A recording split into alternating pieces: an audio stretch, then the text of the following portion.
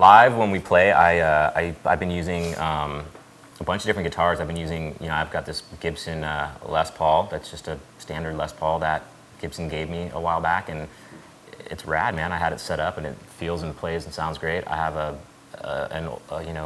SG, like a 2000 something SG. I got a couple Paul Reed Smith, like custom Paul Reed Smiths that I had built for me, and I use Mesa Boogie Road Kings because they sound really big, and there's 4 channels, and I like to have as many channels as possible for all the different tones. And I just have a ton of different pedals, that Digitech whammy pedal, a Digitech, I actually use a bass synth for some stuff, some Line 6 delays, some Line 6 filter pedals.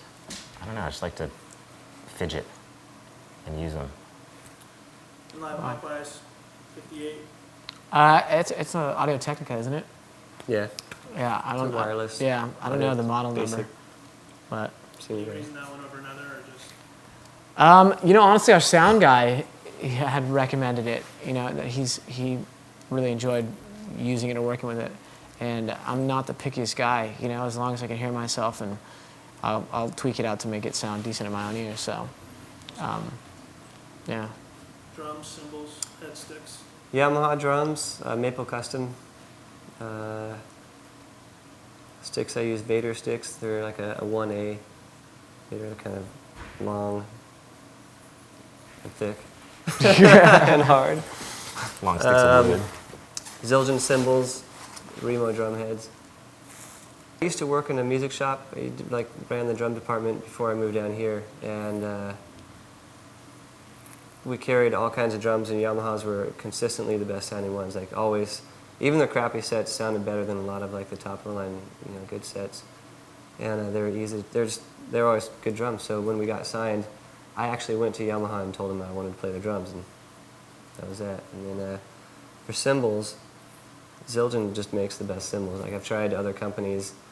Before Zildjian endorsed me, I had an endorsement from somebody else, and I ended up sending the cymbals back and just buying Zildjian cymbals and paying for them because they're better.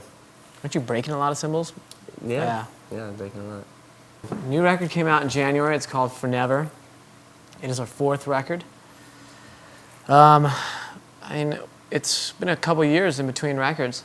A lot of people think it's, we took a break or went on hiatus or something, when in actuality we just were writing for a long time, At points we were writing feverishly, and then we decided it wasn't working that way, So we were still writing the whole time, but just kind of taking our time and waiting for things to fall in place kind of naturally. So it took a little longer than the last few records, but we got what we wanted out of it, It finally all made sense.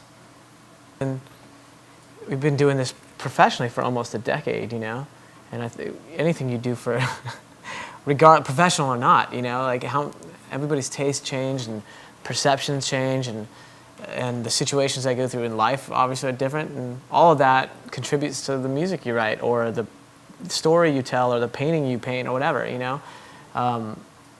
It's not it's not so formulaic, well, this is what we do and this is what we do, and if we do it this way in 2009, in 2019 we can still do it this way, and it's going to be the same way. It's going to naturally change because we're human, It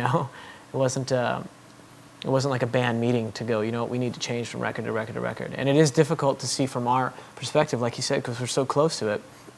But it's easier for fans who get a record in 2006 and then get a record in 2009 and listen to it back to back and go, wow, it sounds different. Sure. Yeah. Awesome. I think we're good. Thank you. Sweet. Mm-hmm. Yeah.